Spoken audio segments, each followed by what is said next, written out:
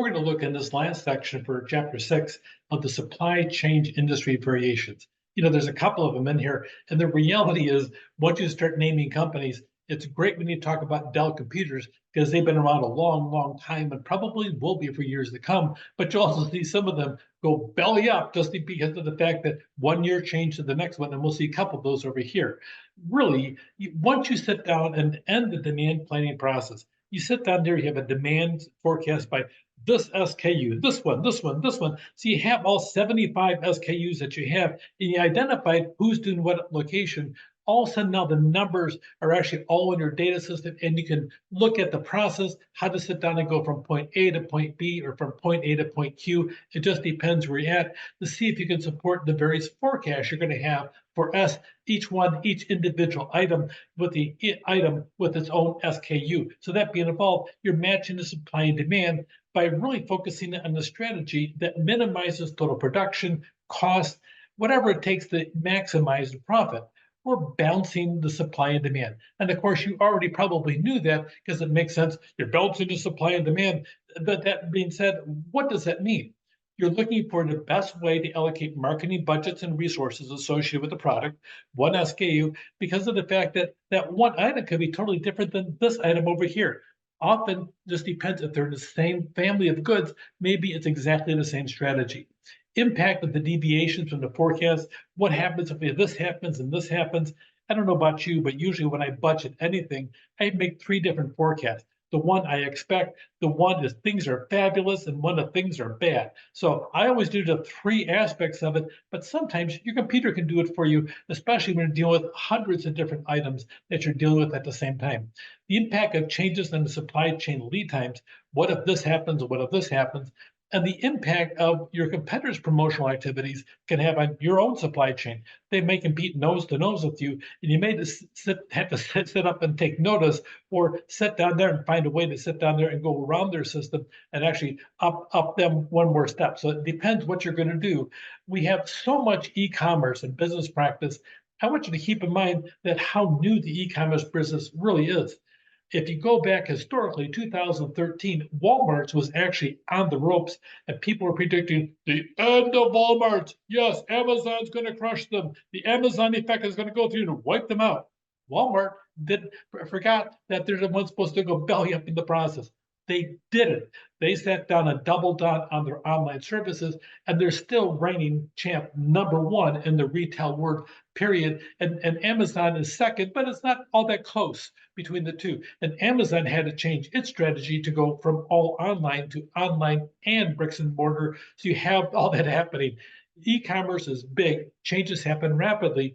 If you go back in history, 2019 was the very first year that print media got passed by e-commerce. That was the very first time, and then it's exploded right after that, after the pandemic that we had. So that being said, you have a lot of parties out there selling goods to third-party distributors. You have Amazon taking the dominant thing. Etsy now has kicked up their game. So you have a lot of online distributors out there pushing a lot of stuff. I even have a lot of students that are ordering stuff from Alibaba, which is like the equivalent of the Chinese Amazon, except Alibaba focuses on business to business, where Amazon is really business to consumer. So you have that. So I have students buying stuff on Alibaba and drop shipping it to Americans over here in bulk sometimes, in the aspect of trying to save money. There's a lot of different strategies out there and how you go about delivering goods and making money in the process. Sometimes, like those students, not even touching the goods themselves. E-business models, they produce a lot of expectations with a lot of supply chain problems resolved by using new technology and business models. What do you do if you're a Chinese manufacturer and the fact that there's tariffs in the United States and Americans stop buying your goods? Why? What do? You ship your products to Brazil, have Brazil open the box, slap a different sticker on it, and ship it to the United States and pretend it came from Brazil. Yes, they've been doing that for years now. So you have all kinds of ways to beat the system, whatever it takes out there. Yes, it may not be ethical, but they make a buck in the process. So it depends who you are, what you're doing, but there's a zillion different ways to reduce costs, increase service level out there if you're paying attention.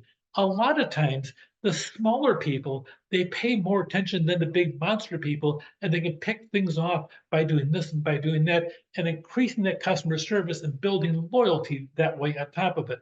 Also, if you're looking at business models and you're in the e-commerce business, okay, pay attention to that whole thing we call long tail, where you're focusing in on a niche market. Amazon, 47% of all business on Amazon is based on long tail, with people focusing on that teeny tiny niche that I am the only one that makes honey that's been harvested from flowers that come from, you name it over here, from the clover of the Appalachians. Okay, so all of a sudden you have it, that's your niche. And you're not going to sell to everybody, but you're going to sell to honey enthusiasts, especially those that want to have multiple different flavors. But I've never had Appalachian flavored honey before. And yes, it would taste different than other fields. It depends where you're at. So that being said, depends where you're at. E-business, a lot of different business models out there, internet focused with a lot of different systems, all looking to gather money in the process. You've seen the 4 Ps. Here's the 4 Ps in the bottom right-hand side. You have to focus in on the two different markets and decide which one you're in. B2B is business to business. It's a whole different way of marketing than B2C or business to consumer. So it depends what you're doing and where you're at. So focus in, because the supply chains will also be different and respond differently.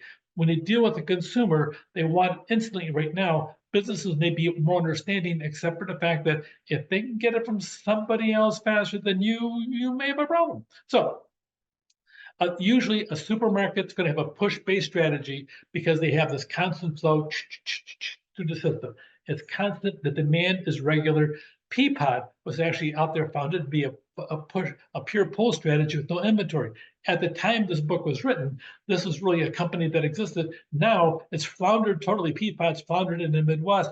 It never made it in California. So that being said, when a customer ordered groceries, boom, but everybody got into the market, and all of a sudden everybody's delivering home groceries. The Peapod changed to push-pull strategy, trying to sit down with a number of warehouses. They reduced stockouts. But online out there, they're hard to find anywhere because other companies dominated the industry and pushed them out of the business. Barnes and Noble, they had a push supply chain, and Amazon created a pure pull system. So Amazon, Barnes and Noble was the biggest bookseller out there. Literally, when it came down to Jeff Bezos and his wife Mackenzie back in July 5th, 1994, they founded Amazon. They went to a conference. I kid you not. They never had any experience selling books. Hey, let's go to a conference. They went to a conference. They saw that the online market had increased 2,400% the year before, and boom, just like that, Bezos quit his well-paying job on Wall Street. Him and his wife, they opened up stuff in their garage. 3 months later, they had to buy a warehouse, and from that point forward, they went on. And last I counted, there's like over 40 different kinds of businesses owned by Amazon. It's brilliant in the process. They use a total pull system and still do, and they're responding to customers. They just eclipsed the number of trucks they have over UPS now. They actually are one of the world's biggest direct door deliveries out there, and people are now, instead of waving just the UPS guy, they have to wave the UPS guy and the Amazon guy because they're all driving down the same streets. So that being said, the service sector by Ingram Books distribution capacity, they bought them out and they took over the whole aspect of it by the time they're done. And so you'll see Ingram is out there underneath a different aspect in the Ingram content.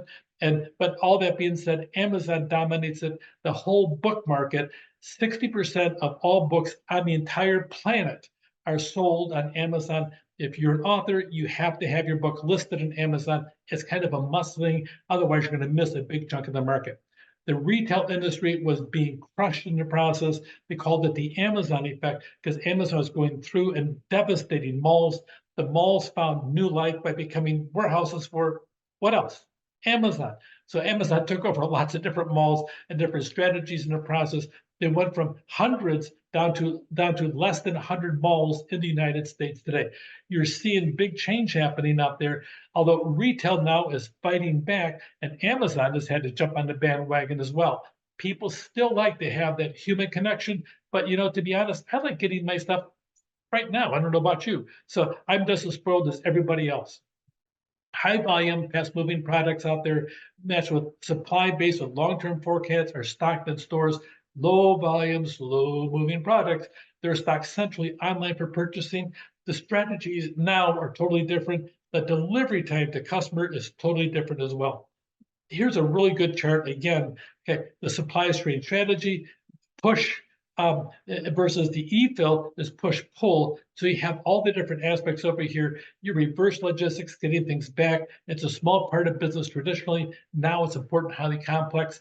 The Amazon handled that by partnering with Kohl's of all things. So you go into a Kohl's store, they have this Amazon corner where they sit down and return stuff, and it works good for Kohl's. And that's how Kohl's survived going belly up and not being destroyed by the Amazon effect because they're adapting, and that's what it takes to be nimble in today's market out there.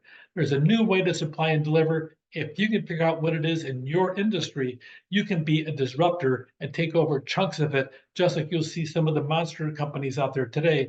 They started out in a garage or whatever it may be, and they dominated the industry because they figured out how to reach the customer quickly through the supply chain and their industry faster than their competitors did. This is a big deal. It's big business in the process, lots of jobs today, and even more in the future. Take care.